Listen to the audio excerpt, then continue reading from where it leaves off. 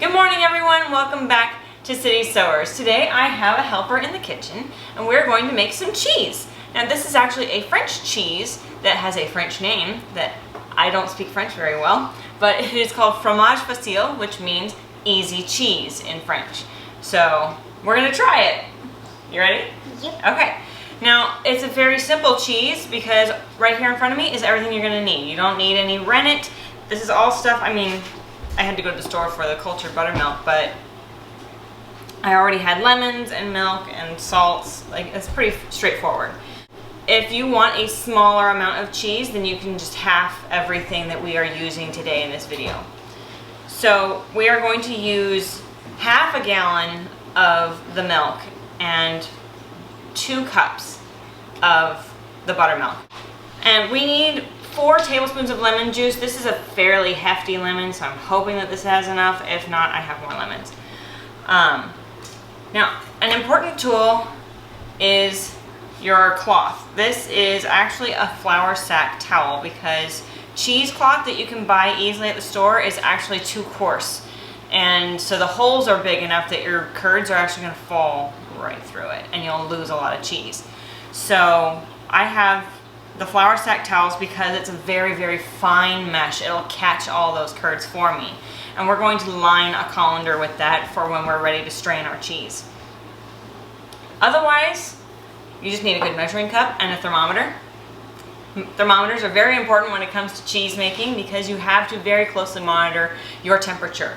So we're gonna get started and measure out our milk and get it warming. Okay, Mimi.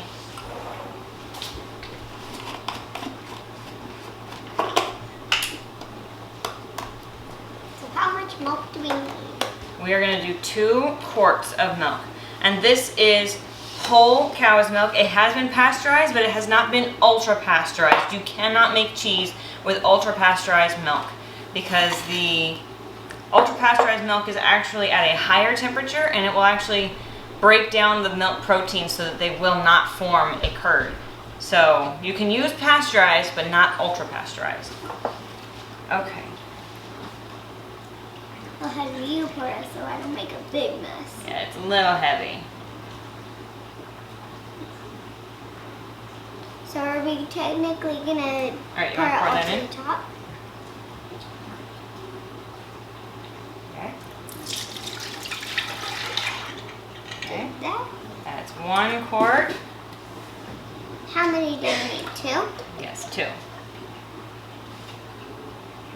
Are we gonna put all the milk in? Okay, you want to pour the other one? Got it?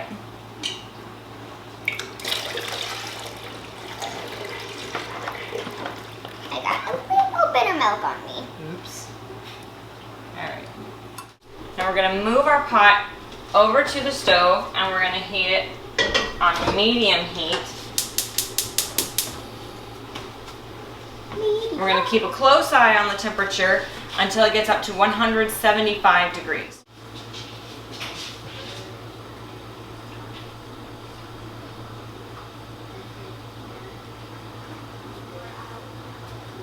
Okay, so the next step is that we're going to take the temperature of the milk every couple minutes and give it a light stir just to make sure that we're not getting a film across the top of the milk and we're also not getting any milk sticking to the bottom of the pot, which is called scalding. So we want to very closely monitor it but not bug it too much. What do you mean by bug it? Like, you're not going to be stirring it the entire time. You're just going to check it every couple minutes and give it a little stir. So one thing that we're going to do while we are waiting for our milk to heat up is we're going to go ahead and measure our other ingredients. So we need 4 tablespoons of lemon juice. So we're going to cut our lemon and juice it. Both sides? Both sides.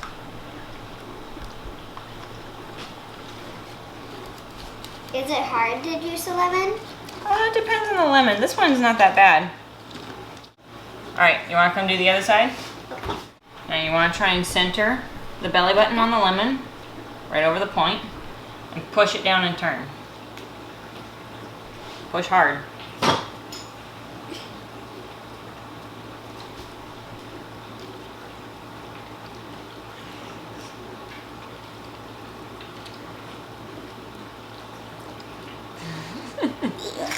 job.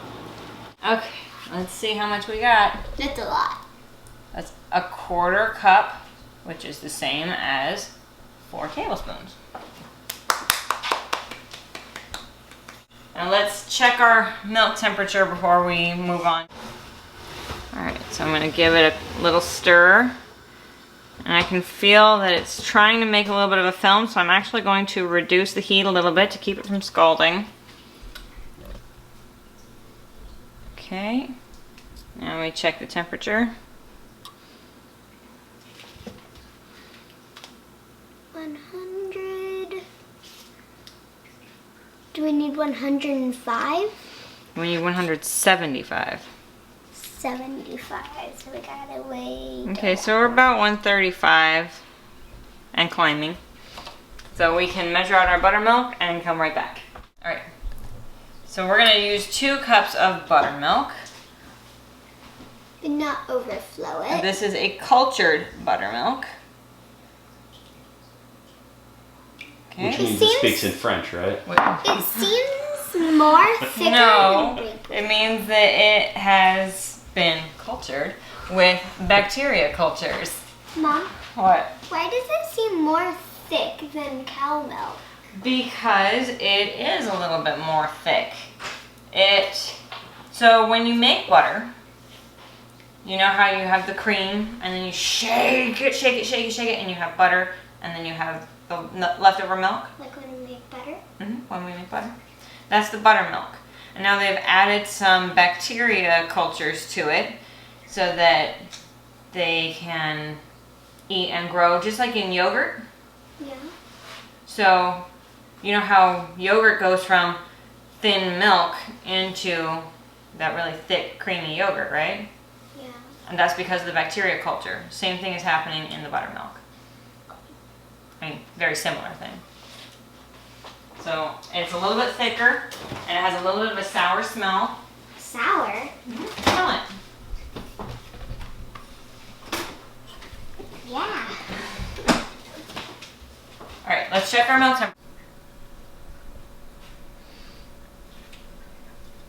And when it's getting close, I like to keep the milk moving for a temperature check because I want to know an accurate temperature for the whole milk.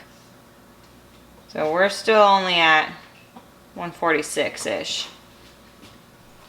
So still going. It's coming along. So next we're going to measure out our salt.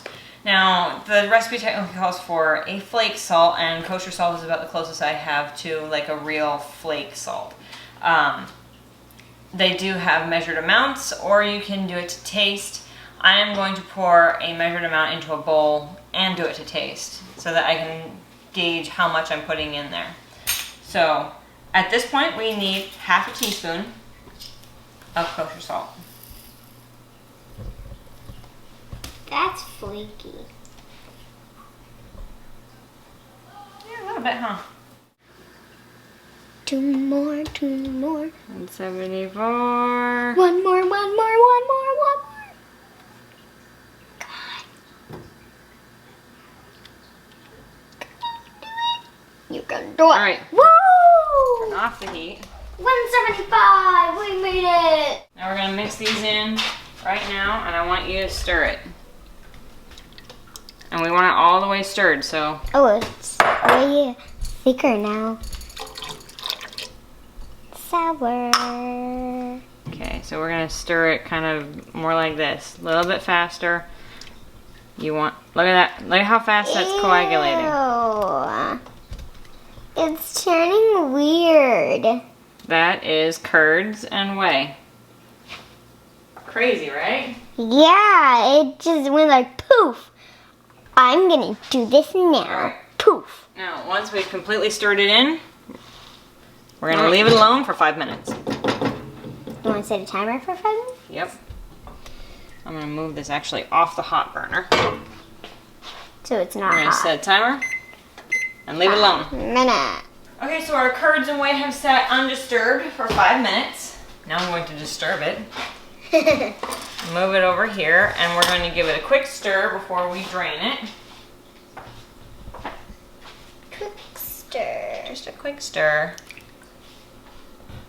I wonder how it got so cheesy in like 5 or 6 seconds. Well, that was, the curds were all starting to bind together because of the acid in the lemon juice. Okay, now we're gonna pour it into our colander.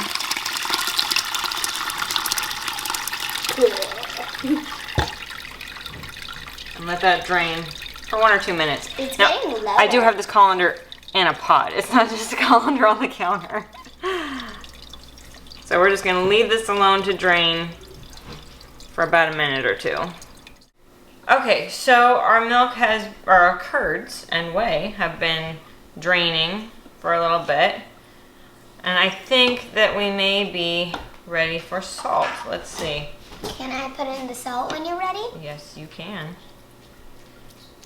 I think it's ready. I'm just scraping the edges a little bit, So none of it sticks to that? just to pull it off a little.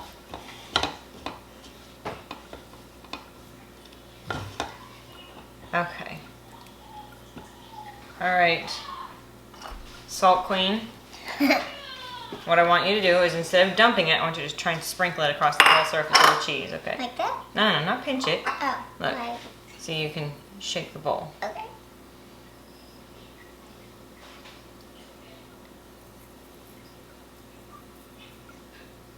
Very good.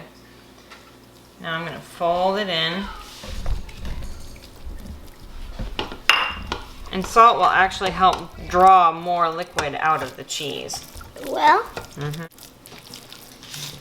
Salt Queen takes care of salt. We add special magic to make it. Now see how our curds kind of looks like oatmeal, right? Yeah. That's exactly what we're looking for. Really? And then we put it into a type of pie crust though? Now this can be molded into a wheel if you choose, or put it in a bowl. We're actually using this later for a dessert, so I'm not too worried about shaping it, but it does need to be put in a container to chill until I'm ready to use it. But we do need to taste it and make sure it has enough salt. Would you like to taste it? Up to. There you go. Sure. Hot. Awesome! That is delicious. I think that we are right on par for the quarts. Okay, so I'm going to put this in a container to go in the fridge. Now I'm actually going to switch over to a spoon rather than frustrate myself using a slotted spatula trying to scoop this. So I'm going to put it just into a snap top to chill until I'm ready to use it later.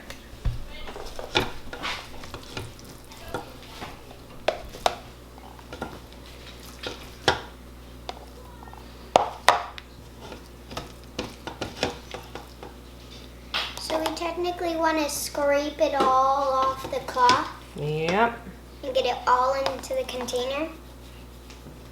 Okay. And it's pretty easy to come off because it's not super dry, but it's not super wet either. So it comes off Pretty easy. pretty easy. Tricky part is when the towel folds on you. Okay. Yeah. Okay. That is Fromage Facile, or easy cheese. Now, it can be used as a spreadable cheese, like a cream cheese replacement for your breakfast, or we are actually going to be making some no-bake cheese tartlets later. Tartlets? And so they can be used for a snack or for a dessert or for a breakfast. It's a very, very versatile, very simple cheese, and it's delicious because we just tasted it and it's fantastic. The whole process, the entire process of making this cheese only took about 30 minutes. So it's really easy to do with kids, and the instant coagulation when you add in the acid, we saw her reaction was really cool, was just, wow, it happens so fast. So it's a really fun experiment to do with kids, and it's also something that they can eat at the end of it. And at this time when everyone is trapped in the house and you're trying to find ways to entertain your kids, it's a very simple, very inexpensive and very delicious way to entertain your kids. Delicious. Yeah. Now, cleaning up cheese projects is very important because cheese likes to turn into cement when it cools and hardens in your pot. So first thing that I'm going to be doing is washing our stainless steel cheese pot because I do not want to have to scrub cement cheese out of it in a couple of hours. So we're going to do that right away. And the cloth we can just rinse, and then at the end of this we're also going to have all this beautiful whey in the bottom of our pot, which can be used to make ricotta cheese if you want to make more cheese. Really? Or there's all kinds of other uses for whey, which it's very healthy, it's great for your animals. Like there's a big list that it's very easy. It's kind of stinky though. It's kind of stinky. There's a big list of things that you can do with cheese whey. It was a fun experiment. I had an excellent helper in the kitchen. Thank you very much, Miss Audrey. You're welcome. And we look forward to eating this cheese later. As always, this is your urban nerd with a goat herd telling you, you can grow where you're planted. Catch you guys later.